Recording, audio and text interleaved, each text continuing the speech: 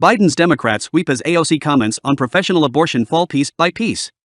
Texas Democratic Representative Henry Cuellar, who has been outspoken about the crisis at the border, has ripped off pro-abortion comments by Biden and Democrats. Is this considered a bitter own goal for Biden?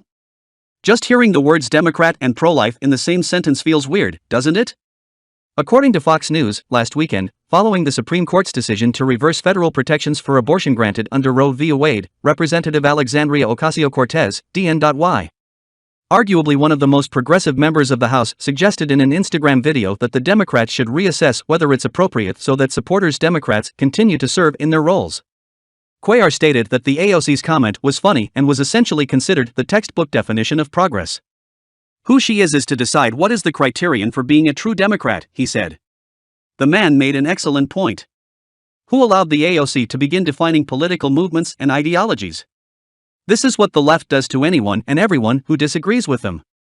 They change the definition and create lists of things you need to do, think, and say to fit their team. I would ask Biden to look up the definition of progress in the dictionary, he continued. It says that an advancement is an opening to new ideas. The only thing wrong with some of these new advances is that they are not open to new ideas, they are only open to their own.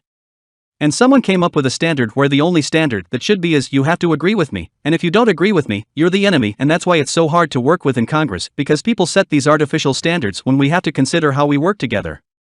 When asked about a recent Associated Press report showing that about 1.7 million Americans have changed their party over the past 12 months, with 2/3 of them going to the GOP and 630,000 to the party. Democracy. Cuellar replied, it would give Biden a warning that you can't because borders are open, you can't stand against oil and gas, you can't support getting rid of Border Patrol and ICE, he said.